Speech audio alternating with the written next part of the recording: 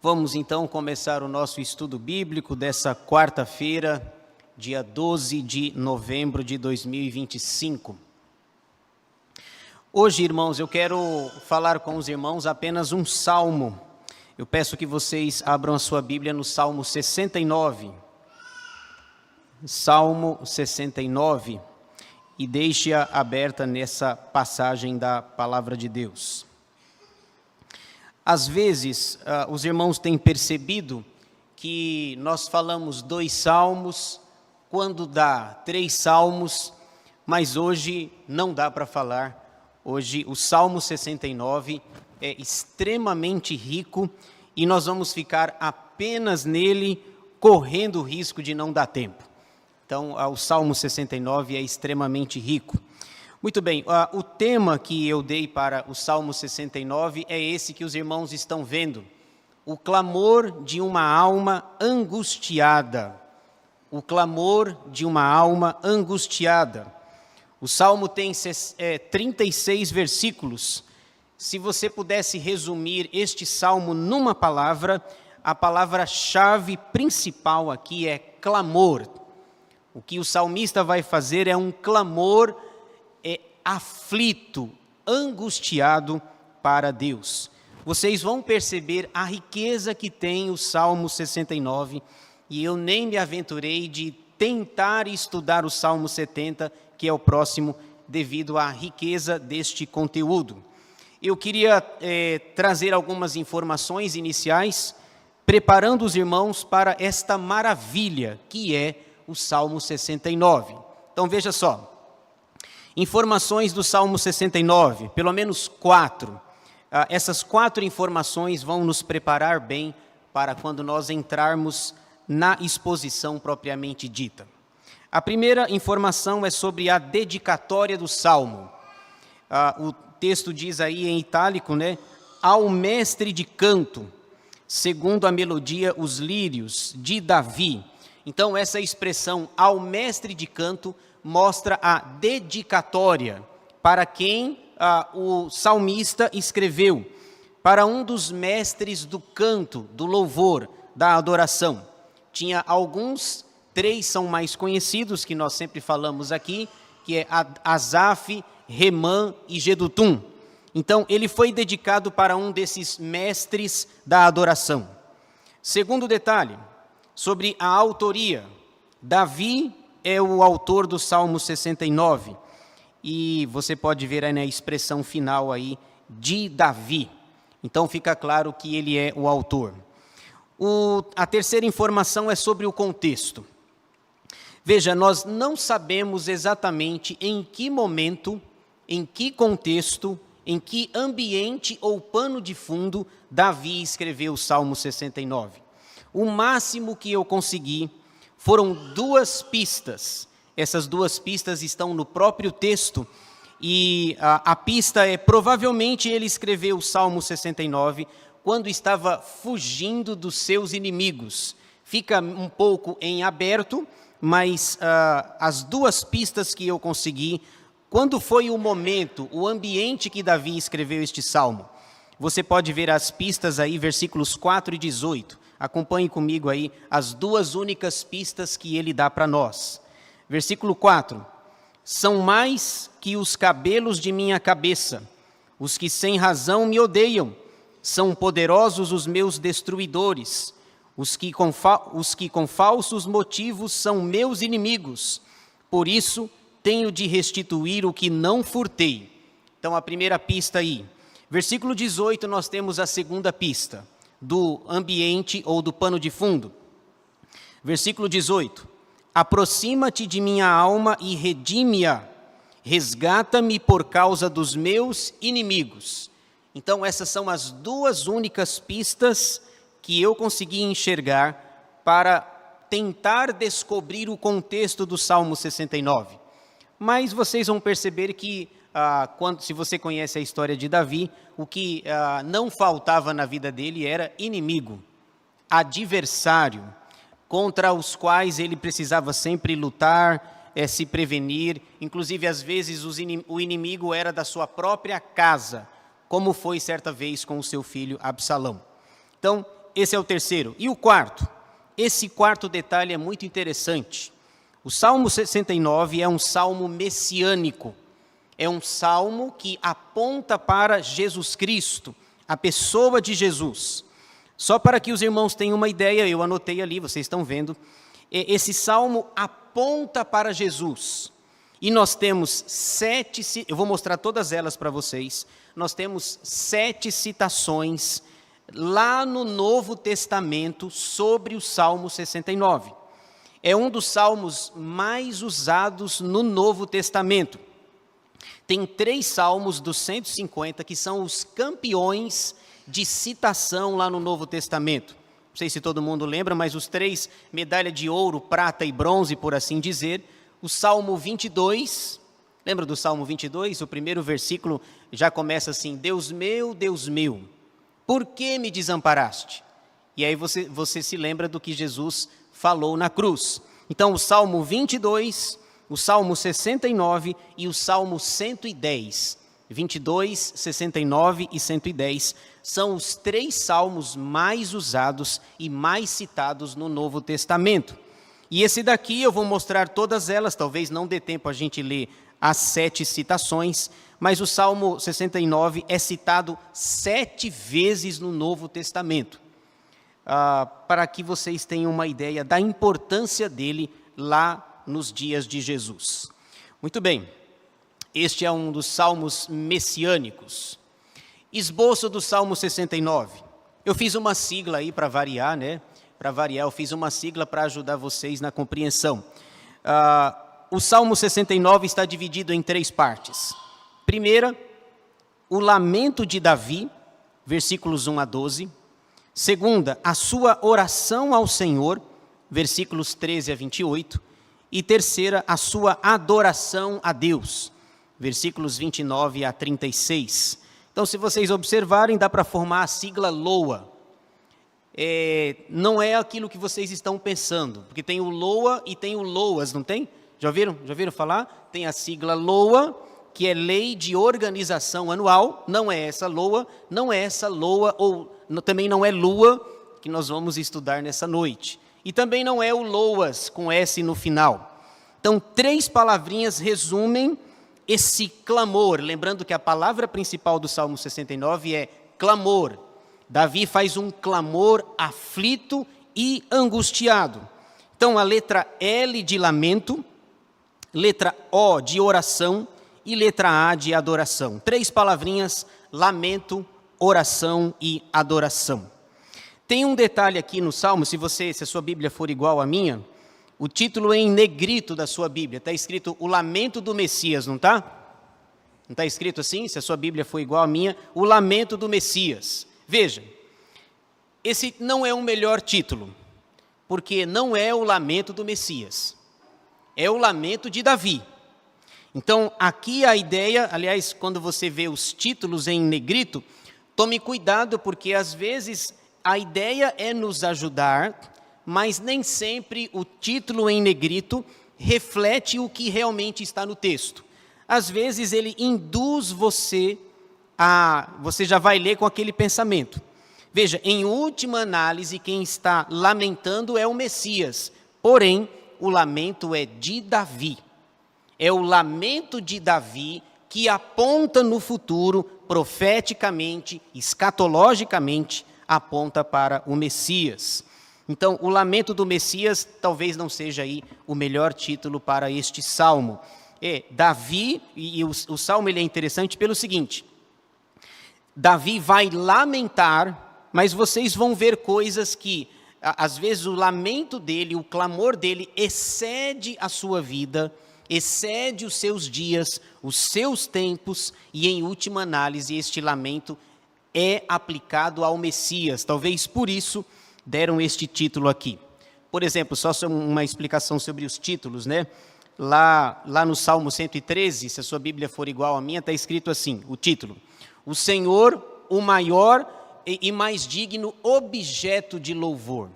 Está escrito lá objeto no título em negrito. Só que isso pode ser ruim, pode ser uma armadilha, porque nós não entendemos que Deus é um objeto. Entendemos que Deus é espírito, conforme nos ensina João 4. Então, às vezes, o título nos ajuda e às vezes ele nos atrapalha. Então, em última análise, o lamento é do Messias, mas prioritariamente é de Davi.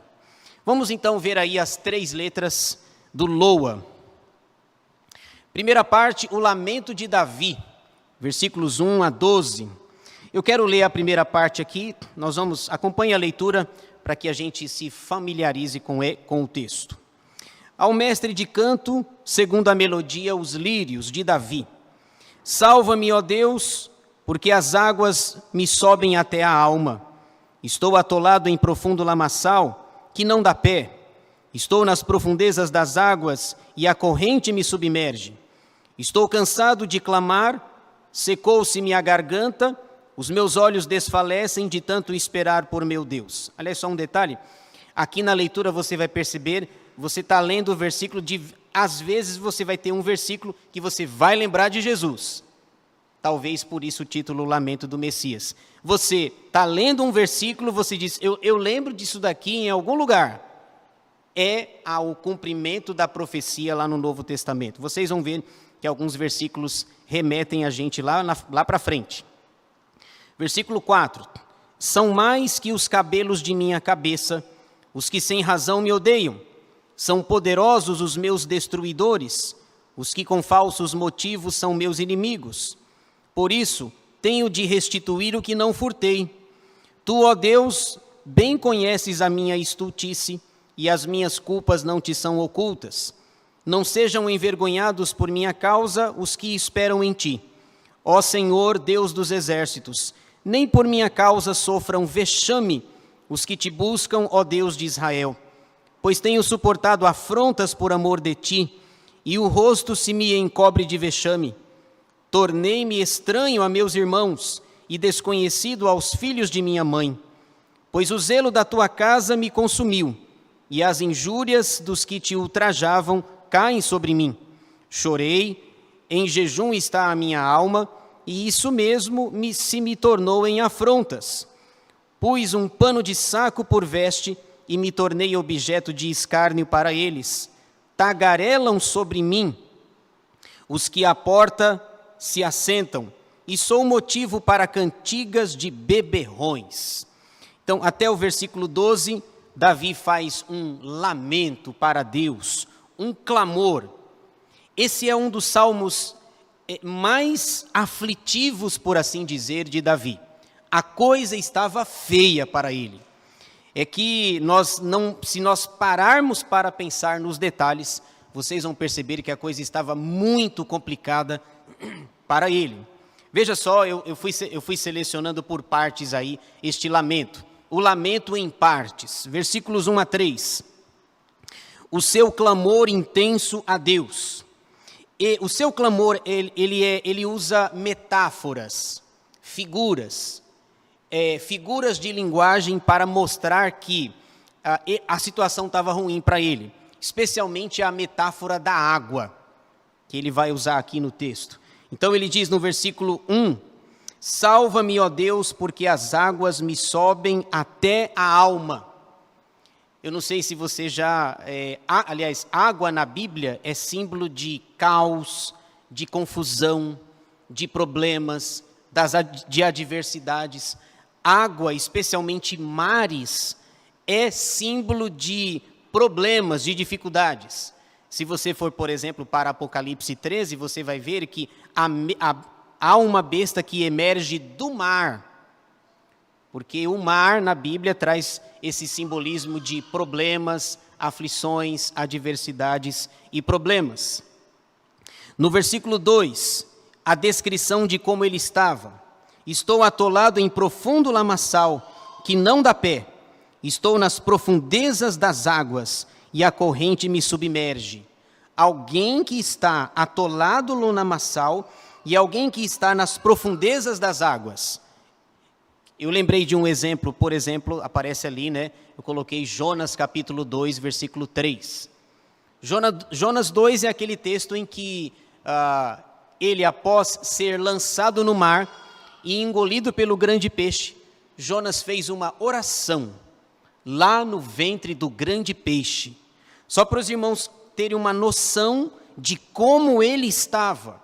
A situação estava tão complicada, é claro que é metaforicamente, fugindo dos seus inimigos, mas pode ser comparado ao que Jonas passou. Lá em Jonas 2:3, no ventre do grande peixe, ele ora ao Senhor e ele diz assim: Senhor, eu me encontro nas profundezas das águas, me encontro nas profundezas dos mares, eu estou num lamaçal e eu estou nas águas mais profundas, tudo me submerge. A situação está caótica para Davi. No versículo 3 ele diz que estava cansado de clamar, secou a garganta dele, os meus olhos desfalecem de tanto esperar por meu Deus. Então é um lamento intenso que pode ser comparado ao lamento do Messias, lá no Novo Testamento, quando o Messias diz: Deus meu, por que me desamparaste? Então, outra parte do lamento, versículos 4-8, a sua preocupação com os outros. A ideia nos versículos 1-3 é que ele vivia perigos, e aí nos versículos 4-8 ele diz assim: que as pessoas que estão próximas de mim, que as pessoas que me rodeiam não sejam afetadas por estas águas, por este lamaçal, pela situação ruim que eu estou vivendo.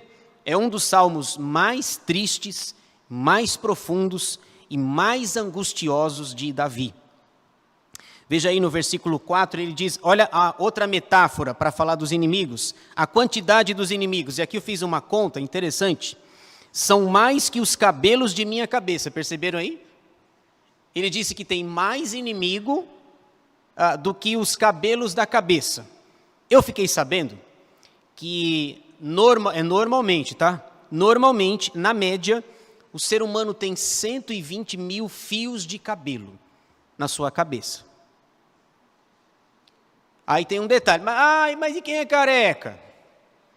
Eu estou falando de quem tem cabelo, tá? E quem é careca não tem nenhum, pastor. A média da população, tem gente que tem menos e tem gente que tem bem mais, mas a média geral é que o ser humano tem 120 mil fios de cabelo na sua cabeça. E ele está dizendo, a comparação é para mostrar o drama dele. Ele diz assim, eu tenho mais de 120 mil inimigos. Perceberam? É por isso que as figuras agora fazem sentido. Eu estou num lamaçal, eu estou nas profundezas das águas, eu estou cansado de clamar, a minha garganta secou. Eu tenho mais de 120 mil inimigos. Tem gente que vai ter menos cabelo aí, outros terão mais. Mas a média é 120 mil. E ele diz no versículo 4, olha, eu tenho mais de 120 mil inimigos. E eles me odeiam sem razão, sem motivo.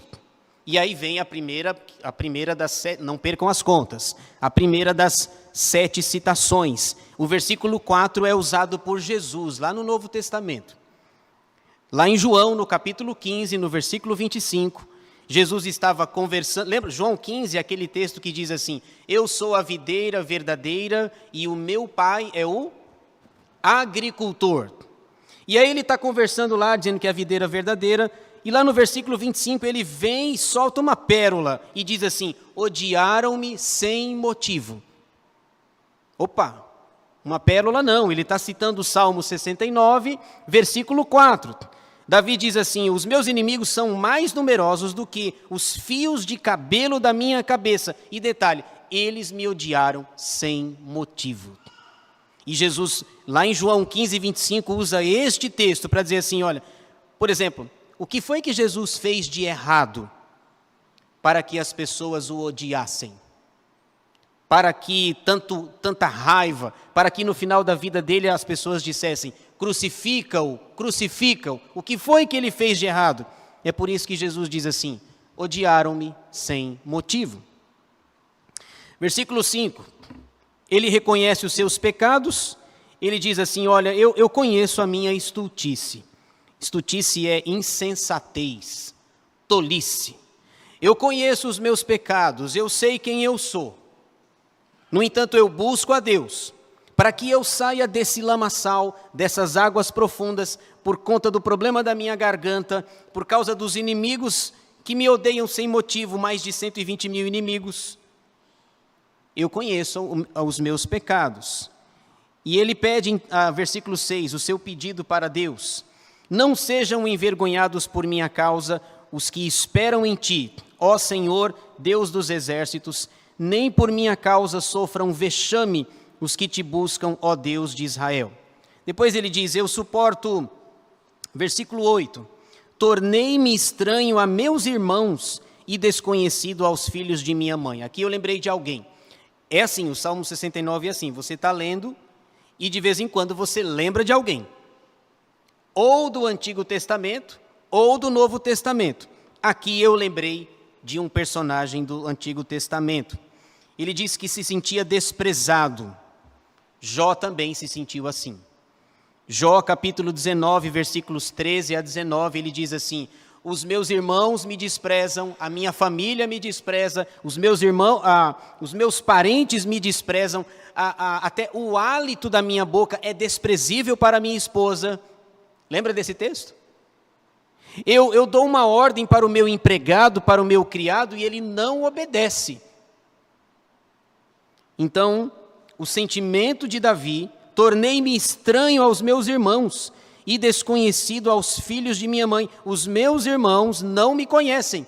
É o drama vivido por Jó, lá no capítulo 19, versículos 13 a 19. A outra parte do lamento, vai aparecer Jesus novamente aí. Veja aí, versículos 9 a 12, tudo isso faz parte do lamento. As suas atitudes para com Deus. Versículo 9. Você vai ler o versículo 9 e vai lembrar de alguém. Pois o zelo da tua casa me consumiu, e as injúrias dos que te ultrajam caem sobre mim. O versículo 9 nos faz lembrar de alguém. Esse texto é citado 2 vezes no Novo Testamento. A primeira vez está lá a palavra zelo, zelo. Lá em João 2,17, Jesus estava com seus discípulos, ensinando a eles, e ele cita exatamente o versículo 9, e ele diz assim, o zelo da casa de Deus me consome, para citar o Salmo 69. Pois o zelo da tua casa me consumiu, é o que Jesus vai dizer em João 2,17. Depois, sobre a palavra injúrias. Sobre injúrias, o apóstolo Paulo está terminando a sua carta aos Romanos, Romanos capítulo 15, versículo 3. Após falar sobre as autoridades, após dar várias recomendações sobre o relacionamento dos crentes, e em Romanos 15, 3 ele diz assim, as injúrias dos que te ultrajem caem sobre mim. Paulo cita o Salmo 69, versículo 9. É um dos mais citados, mais belos e mais profundos do Antigo Testamento. Versículo 10, a sua dedicação a Deus. Chorei, em jejum está a minha alma, e isso mesmo se me tornou em afrontas. Pus um pano de saco por veste e me tornei objeto de escárnio para eles. Ele está falando sobre as zombarias, as humilhações, os escárnios, a vergonha que ele passava por causa dos inimigos. Versículo 12. Tagarelam sobre mim os que à porta se assentam e sou motivo para cantigas ou provérbios de beberrões. Os bêbados fazem provérbios sobre a minha pessoa. É assim que ele se sentia, num lamaçal, as águas já tinham ultrapassado a sua alma, sua garganta havia se secado, ele se sente com mais de 120 mil inimigos. O que ele faz? Ele lamenta, ele clama, o clamor de uma alma angustiada, angustiada. Lá em Mateus 26, no Getsêmani, Jesus estava com Pedro, Tiago e João, E Jesus usa palavras muito semelhantes quando ele diz para os discípulos: a minha alma está profundamente angustiada. Talvez por isso seja o título aí, o lamento do Messias. É o lamento de Davi, que em última análise será o lamento do Messias.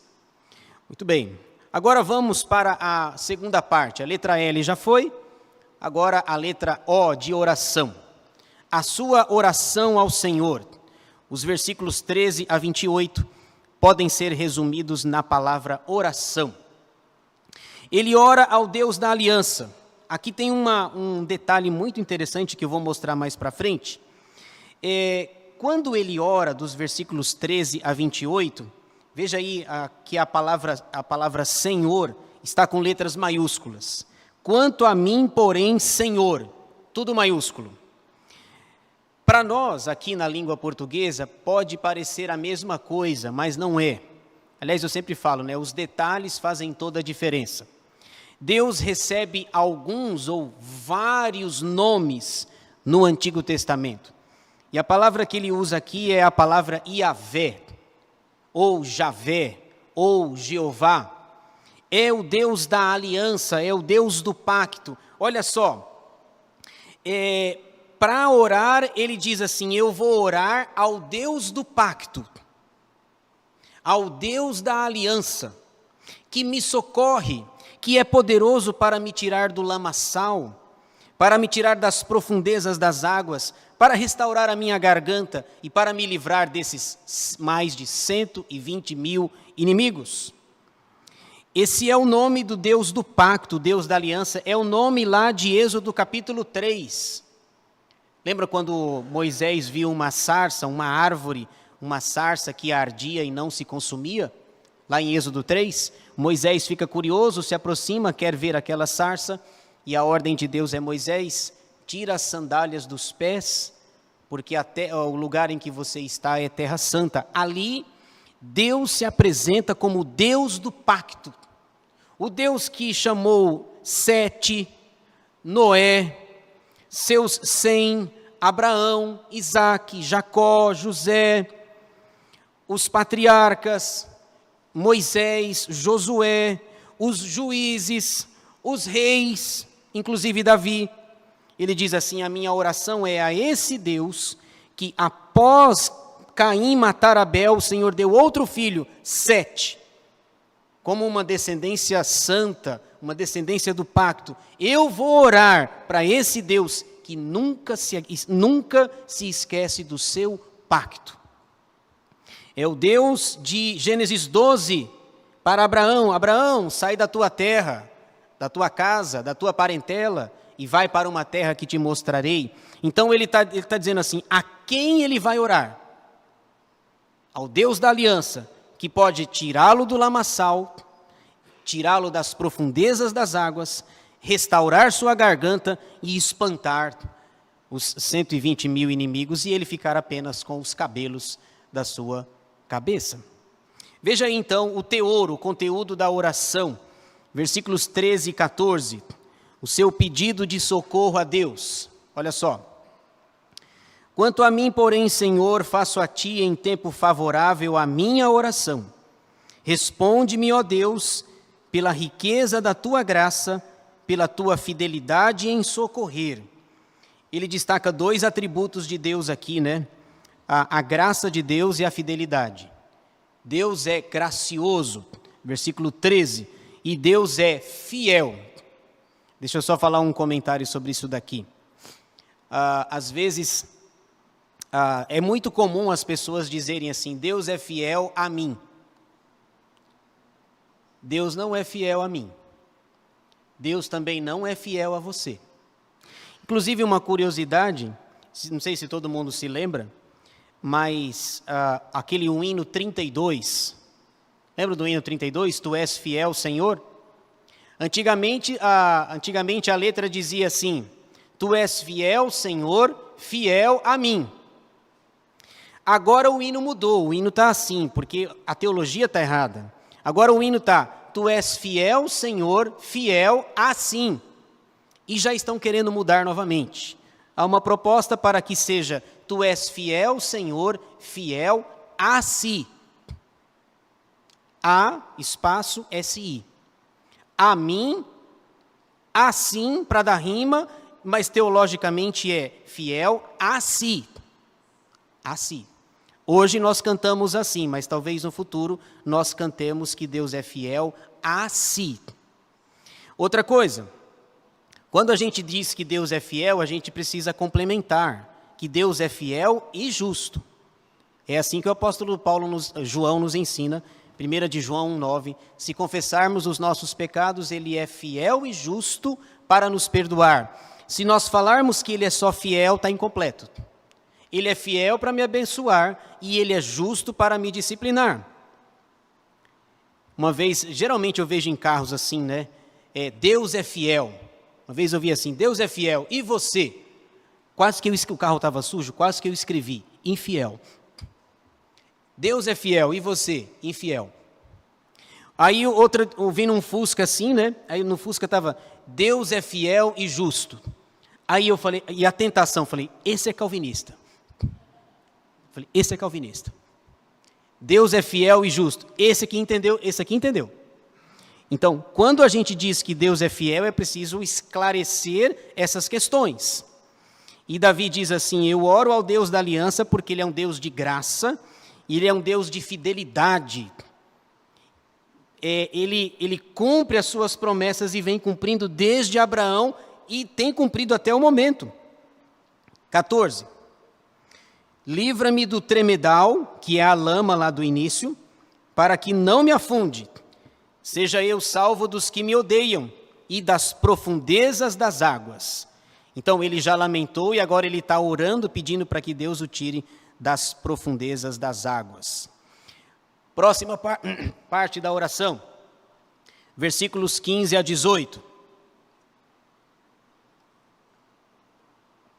Ele tem pressa, veja só, versículos 15 a 18. Ele tem pressa. Não me arraste à corrente das águas, nem me trague à voragem, nem se feche sobre mim a boca do poço. Responde-me, Senhor, pois compassiva é a tua graça. Volta-te para mim segundo a riqueza das tuas misericórdias. Agora há pouco ele combinou graça com fidelidade e agora ele combina graça com misericórdia. Misericórdia no plural. Lembra de Lamentações 3? As misericórdias do Senhor são a causa de não sermos consumidos, pois elas se renovam a cada manhã. Ele está dizendo essas palavras para dizer que tem pressa. Versículo 17. Não me escondas o rosto ao teu servo, pois estou atribulado. Responde-me depressa. Aproxima-te de minha alma e redime-a. Resgata-me por causa dos meus inimigos. Versículo 18, que é a segunda pista lá, provavelmente para o pano de fundo no qual ele escreveu. Versículos 19 a 21. A continuação da oração. Ele declara agora o seu sofrimento. Sofrimento este que pode ser comparado com o sofrimento do Messias. E só um detalhe. Davi está escrevendo o Salmo 69 1000 anos antes de Jesus nascer. 1000 anos. E você lê o Salmo 69 e você vê, em alguns versículos, claramente a pessoa de Jesus. Então este Salmo tem 3000 anos. Veja aí a declaração do seu sofrimento. 19. Tu conheces a minha afronta, a minha vergonha, o meu vexame. Todos os meus adversários estão à tua vista. O opróbrio partiu-me o coração e desfaleci. Esperei por piedade, mas debalde, ou em vão. Por consoladores, e não os achei. Agora o 21, vê se você lembra de alguma coisa. Por alimento me deram fel, e na minha sede me deram a beber vinagre. Lembraram de alguma coisa? Lembraram? Número 4 ali, é a quarta citação no Novo Testamento. A palavra vinagre. Vinagre.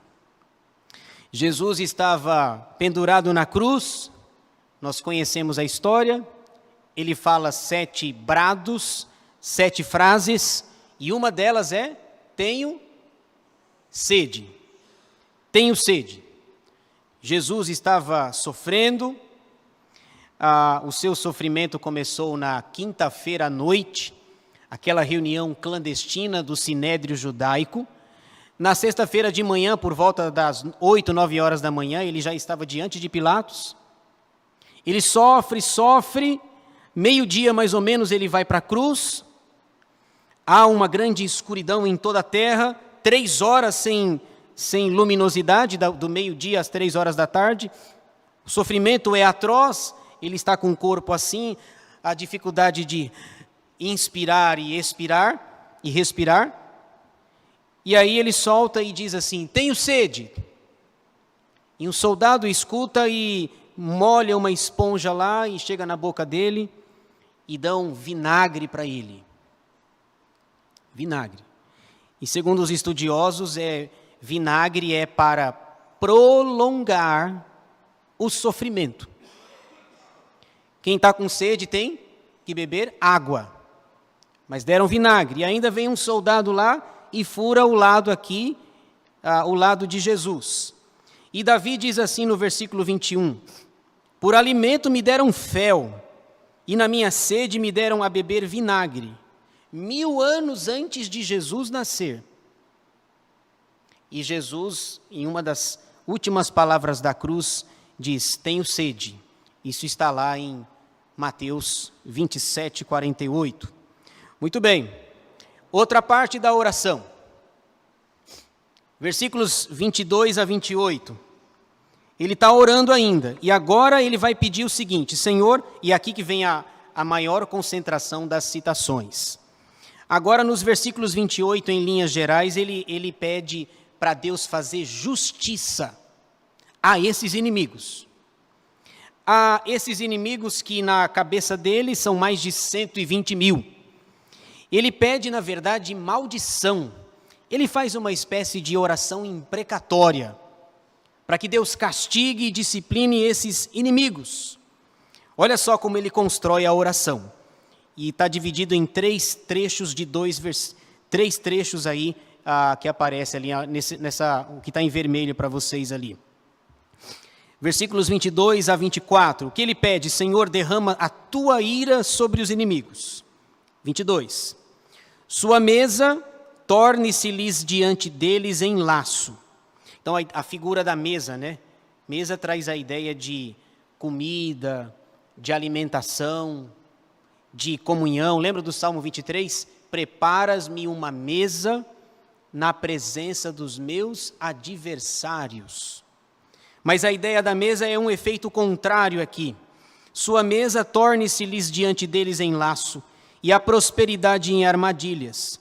Obscureçam-se-lhes os olhos, para que não vejam, e faze que sempre lhes vacile o dorso. O que é dorso? As costas, né? As costas. Muito bem, versículo 24. Derrama sobre eles a tua indignação, e que o ardor da tua ira os alcance. Olha as palavras: indignação, ardor, ira. Ele está pedindo para Deus descer a disciplina, o castigo sobre eles. A ira de Deus não é um bom negócio. Hebreus 10, 31 diz assim: horrível coisa é cair nas mãos do Deus vivo. O profeta Naum, que a gente não lê muito, não conhece muito, o profeta Naum diz assim: Deus é um Deus irado e ele não inocenta o culpado e não culpa o inocente. Horrível coisa é cair nas mãos de um Deus vivo. Lá em Apocalipse 6, quando as disciplinas de Deus estão sendo derramadas, o cordeiro está irado, o pai está irado, e as pessoas pedem o seguinte: que os montes caiam na nossa cabeça, que nós sejamos esmagados pelas pedras, pelos montes. É melhor ser esmagado pelos montes do que cair nas mãos do Deus irado. Cair nas mãos do Deus, do Pai irado e do Cordeiro com letra maiúscula irado. Agora veja, no versículo, nós temos a ideia de mesa, né? Nós temos a quinta citação no Novo Testamento. A palavra mesa é usada lá pelo apóstolo Paulo, em Romanos 11, versículos 9 e 10. Paulo está falando lá sobre a salvação dos judeus. Romanos 9, ele fala sobre o passado dos judeus. Romanos 10 fala sobre o presente dos judeus. E Romanos 11 fala sobre o futuro dos judeus. E nos versículos 9 e 10, Paulo usa essa figura da mesa. É a quinta citação do Salmo 69. Versículos 25 e 26. Agora ele solicita mais claramente a morte dos inimigos. Fique deserta a sua morada. Vocês lembraram de alguma coisa aqui também? Lembraram? Fique deserta a sua morada e não haja quem habite as suas tendas. É a sexta citação do Novo Testamento. A palavra morada. Irmãos, se nós não conhecêssemos o Novo Testamento, nós jamais diríamos que esse texto aqui foi usado para Judas. Pedro, lá em Atos 1:20, Judas havia traído Jesus, recebe as 30 moedas de prata, depois ele diz o texto que ele sente remorso, que é diferente de arrependimento, e ele vai para os líderes religiosos devolver as moedas. Os líderes não querem mais as moedas, e ele vai e ele se mata, se enforca, e lá em Atos 1 o apóstolo Pedro está contando a história de como Judas cometeu o suicídio, e diante de uma igreja composta de cerca de 120 membros, Pedro diz assim: olha, tudo isso aconteceu conforme está escrito no Salmo 69, versículo 25, fique deserta a sua morada, e outro ocupe o seu, e não haja quem nela habite, e não haja quem habite nas suas tendas. Está falando de Judas. Se nós não conhecêssemos Atos 1, nós jamais diríamos que Davi está falando de Judas, lá no Novo Testamento. Atos 1:20. E aí tem a eleição lá, e foi eleito um outro apóstolo, a gente lembra disso, quem foi eleito lá foi Matias. Mas Pedro fez toda uma introdução para dizer tudo isso que está acontecendo estava previsto no Salmo 69. 27 e 28. Soma-lhes iniquidade a iniquidade, e não gozem da tua absolvição. Sejam riscados do livro dos vivos, e não tenham registro com os justos. A palavra livro aqui, a palavra livro no versículo 28, também é citado no Novo Testamento. Lá em Apocalipse 3:5, fala do livro da vida, fala de um livro que foi escrito antes da fundação do mundo. E Davi diz assim, ó, que eles sejam riscados do livro dos vivos, traduzindo, que eles vão para outra lista, a lista dos mortos. Então ele está pedindo a morte dos seus inimigos, desses 120 mil que são mais do que os cabelos da sua cabeça. Então, portanto, essa é a sétima citação do Novo Testamento. A palavra livro. E eu não coloquei todas ali. Apocalipse 13:8 e Apocalipse 17:8 falam que o Cordeiro tem um livro, uma referência ao Salmo 69, 28. Muito bem, a última letra, a letra A. Já vimos o L de lamento, já vimos a oração, o O de oração e agora A de adoração. A sua adoração a Deus, versículos 29 a 36. E com ela a gente encerra. Olha que interessante. Lembra lá no versículo 13? Olha o detalhe. No versículo 13 ele diz, eu vou orar ao Deus da aliança. Quando ele diz que vai adorar, ele não diz que vai adorar o Deus da aliança. Ele já mudou. E a gente nem percebeu. Olha aí o 29. Quanto a mim, porém, amargurado e aflito, ponha-me o teu socorro, ó Deus, em alto refúgio. Lá no versículo 13, ele disse que vai adorar ao Deus da aliança. Aliás, que vai orar ao Deus da aliança.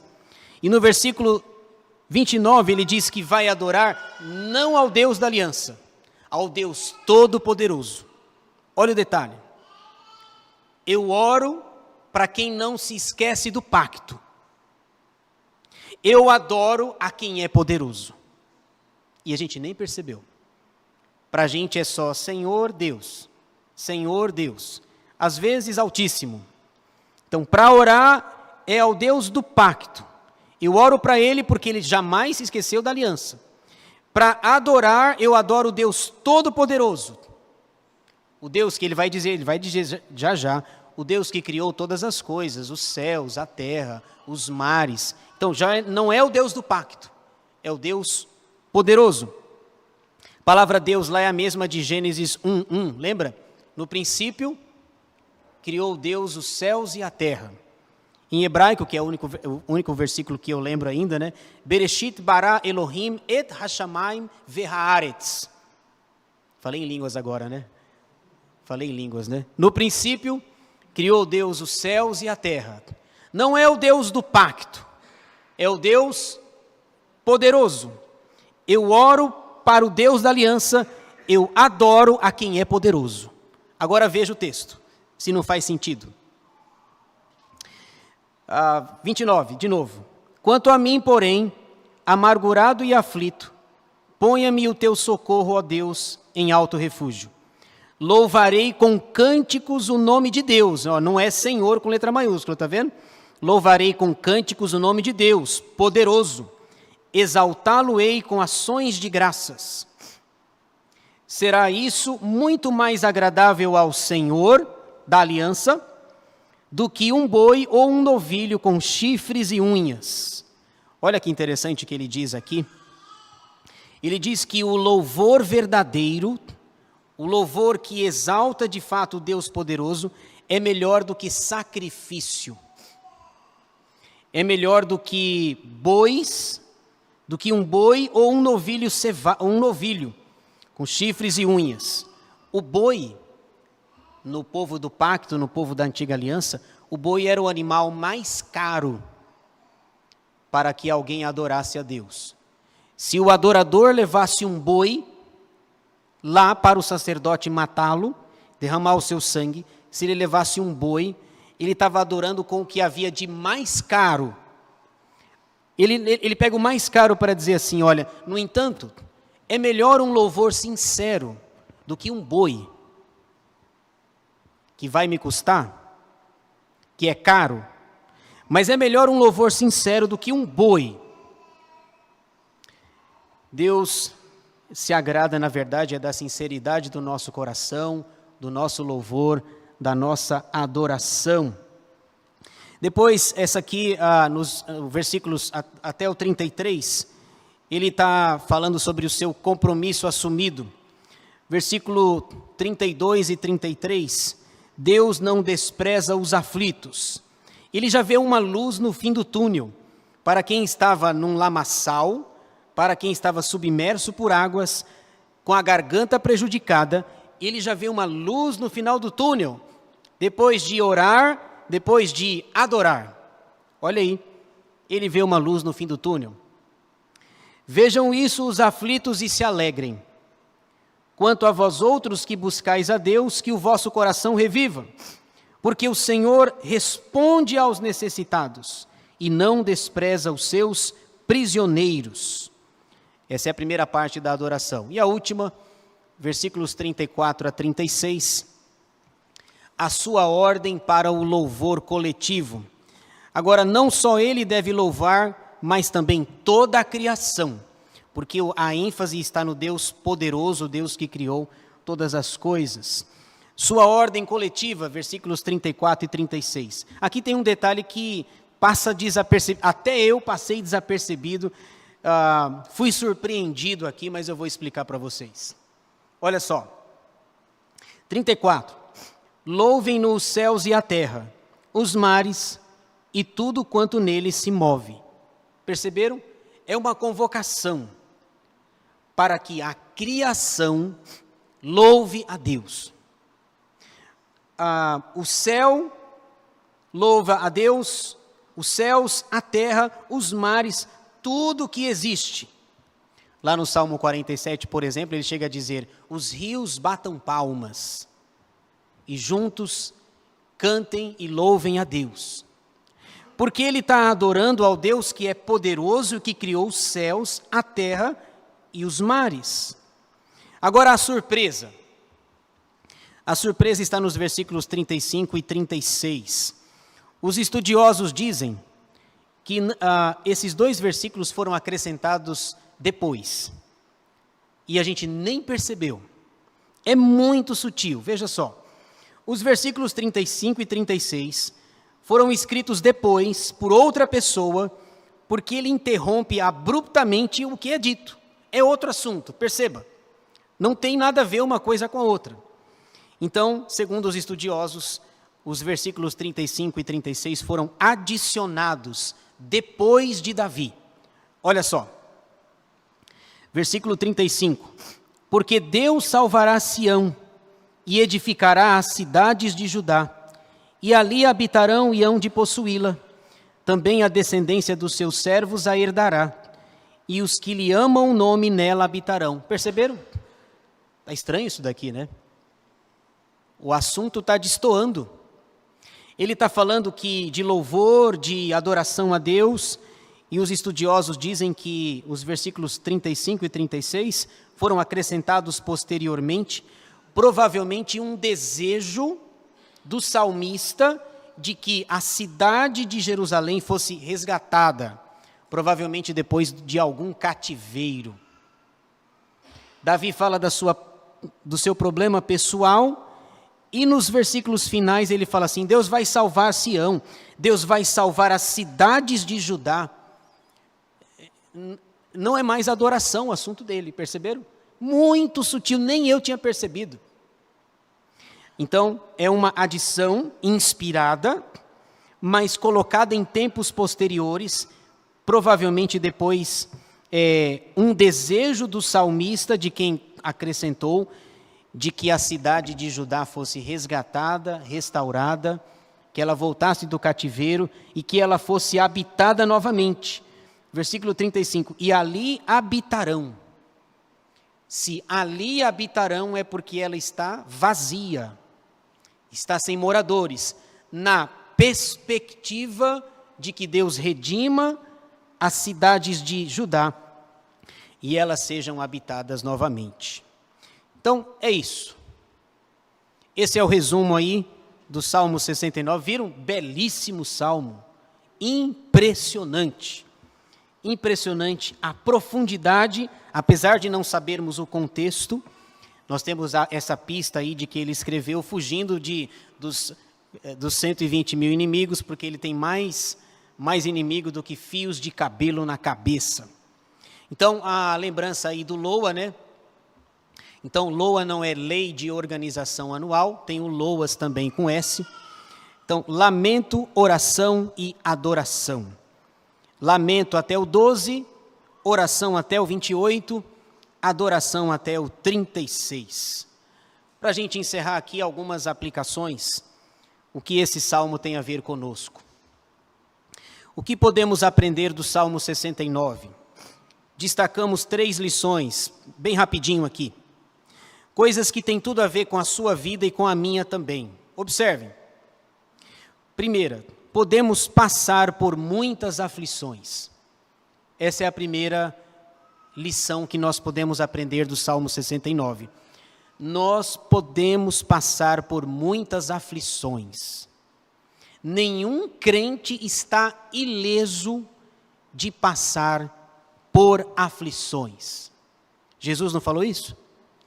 João 16, 33, no mundo passais por aflições, mas tende bom ânimo, eu venci o mundo.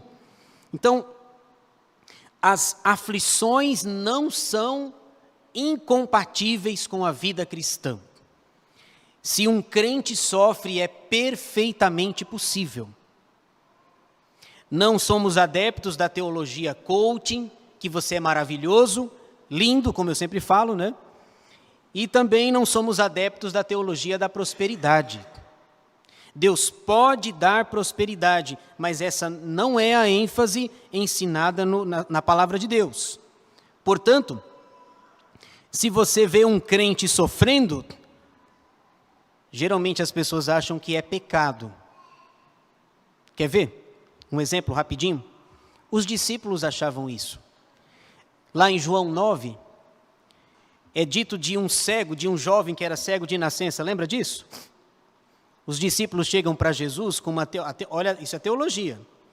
Chegam para Jesus e dizem assim: Senhor, quem pecou, ele ou os pais, para que nascesse cego? Quem pecou? E aí Jesus diz: nenhuma coisa nem outra. Não tem a ver com ele, não tem nem a ver com os pais. Essas coisas aconteceram para que fosse manifestada a glória de Deus. Mas essa ideia da teologia da retribuição, de que sofrimento está atrelado a pecado, é antigo, muito antigo. Quem pecou? Ninguém pecou. Segunda lição, entender a importância da oração. Irmãos, uma coisa que eu observo nas igrejas que eu já passei, as nossas reuniões, as reuniões menos frequentadas da igreja são as reuniões de oração. Quando deveria ser o contrário. Já viraram, vamos para a igreja, vai ter o quê? Vai ter reunião de oração. Ah, é? O que mais? Não, você vai falar com seu Pai.